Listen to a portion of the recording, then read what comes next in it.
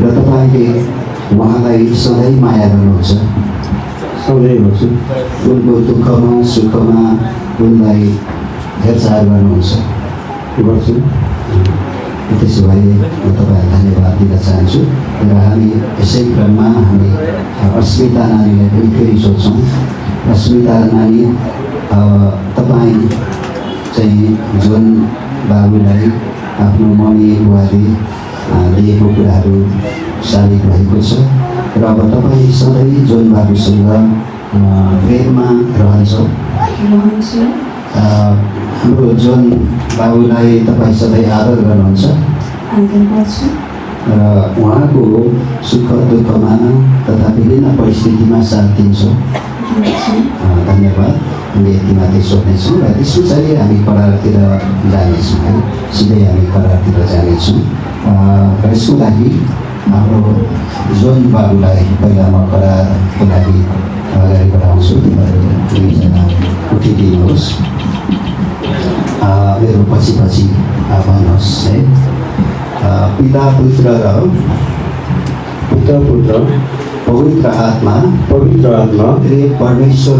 त्रिएक परमेश्वर मण्डलीको सामु सम्पन्न भइरहेको यस पवित्र विवाहमा म जोन तामाङले तपाईँ अस्मिता तामाङलाई मेरो विवाहिता पत्नीको रूपमा हृदयदेखि नै स्वीकार गर्दछु। साथै आजको दिनदेखि नै मेरो वैवाहिक हक तपाईलाई सुम्पिदिएको छु। हामी यस संसारमा रहन्जेल वा मृत्युले अलग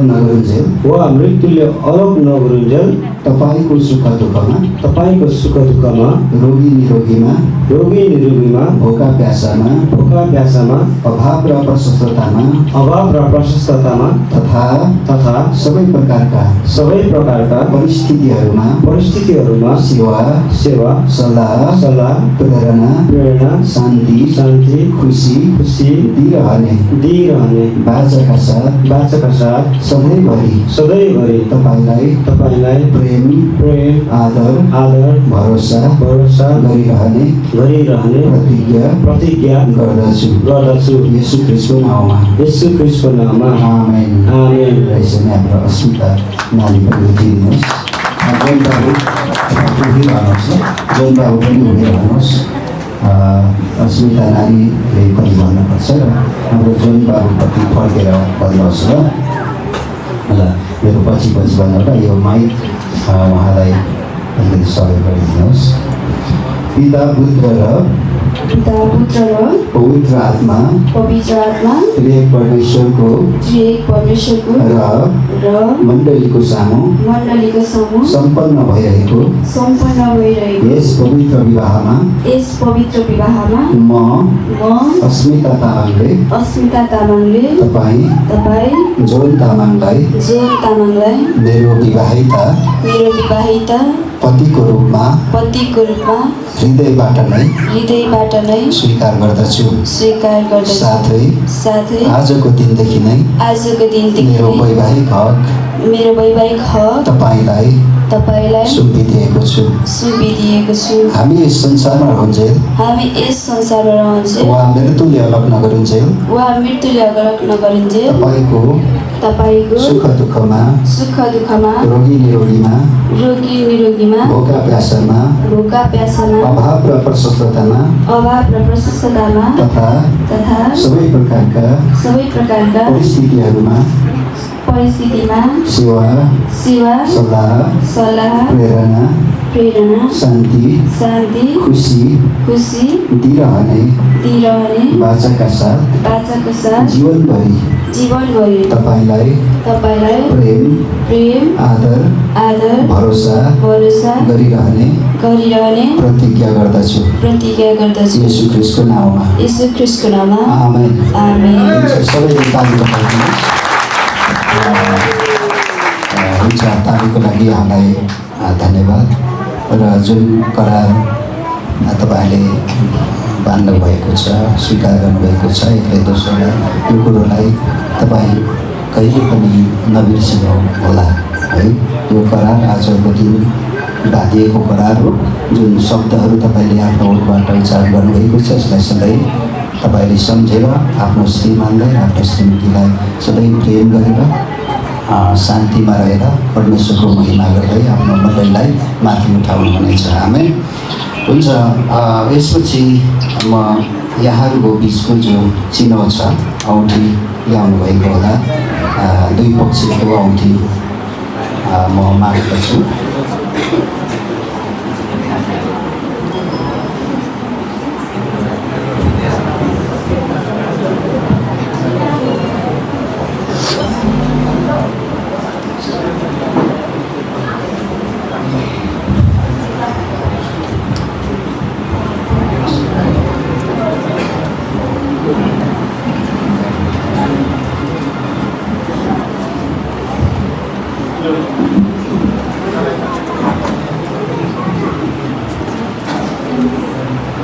यो गोलो छ, दुईटै औँठी गोलो छ।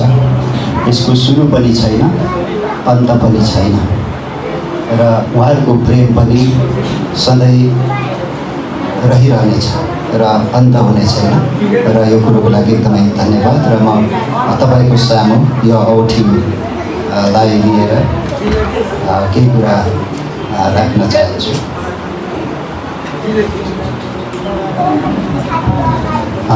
यो पवित्र विवाहको औँठी भित्री औँठीको भित्र आत्माको र अनुग्रहको बाहिर देख्न सकिने एउटा चिनो हो। यसले हाम्रो जोन तामाङ र रश्मिता तामाङको एक आपसमा पवित्र बन्धनमा बाँधिएको यसले दर्शाउँदछ। यो औँठी गोलो आकारको छ। यस औँठीमा सुरुवात अन्त केही पनि छैन। यसैले प्रेमको कुनै सुरु र अन्त पनि हुँदैन। यो एक बहुमूल्य धातुले बनिएको छ। त्यसैले तिमीहरूको बिचको प्रेमको सम्बन्ध पनि अति बहुमूल्य हुनुपर्छ। आमेन आमेन। हामी छोटो प्रार्थना गरेर हामी यो औँठी एका दोस्रालाई लगाउनुहुनेछ। आउनुहोस् प्रार्थना गरौँ। पिता धन्यवाद, यो औँठीको चिनो यहाँले ल्याउनु भएको छ। जोन तामाङले आफ्नो पत्नीको लागि अहिले स्मिता तामाङले आफ्नो श्रीमानको लागि यो औँठी ल्याउनु भएको छ। पिता धन्यवाद, यसलाई तपाईँ पवित्र तुल्याउनुहोस् र यहाँले एकादशले लगाउनुहुनेछ र यो औँठीलाई हेरेर सधैँ उहाँहरूको प्रेम बलियो भइरहोस्, उहाँको घराना सधैँ बलियो भइरहोस्। म कामना गर्दै धन्यवाद चढाउँदै यहाँले अब यो औँठी एकादशलाई लगाउँदै गर्दा तपाईँको आशिष यहाँहरूमाथि रहोस् यीशु प्रभुको नाउँमा। आमेन। हुन्छ, म जोन बाबुले आफ्नो श्रीमतीलाई यो औँठी लगाइदिनु हुनेछ। रिङ फिङ्गरमा हजुर लेफ्टको रिङ फिङ्गर सबैले ताली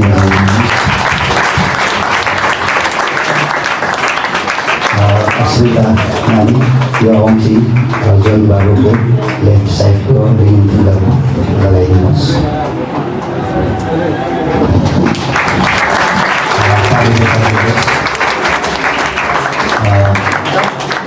उहाँहरूले एकादशमा चिनो साटेर उहाँहरू श्रीमान श्रीमती भएको कुरा पनि उहाँहरूले साबित गर्नुभएको छ। र यो औँठी साट्दै गर्दाखेरि म यहाँलाई भन्न चाहन्छु, हाम्रो जोन बाबु र अस्मिता नानीलाई यो औँठी एउटै महत्त्वपूर्ण कुरा हो। एकछिन पछि लाउनुहोस् त। यो औँठी चाहिँ मुख्य कुरा हामी इसाईहरूको विवाहमा मुख्य एउटा गहनाको रूपमा भनौँ या त चिनोको रूपमा मानिन्छ र यो हातमा लगाइन्छ। र यो हात चाहिँ सधैँ तपाईँले सबै अङ्गहरूभन्दा सधैँभरि धेरै जसो तपाईँको हातलाई हेर्नुहुन्छ। त्यो हातलाई हेर्दै गर्दाखेरि त्यहाँ औँठी देख्नुहुन्छ अनि तपाईँले त्यो औँठीलाई हेरेर जोन बाबुले आफ्नो श्रीमतीलाई सम्झिनुहुनेछ अनि नानी अस्मिताले पनि त्यो औँठी हातको औँठीलाई हेरेर आफ्नो श्रीमान जोन बाबुलाई सम्झिनुहुनेछ।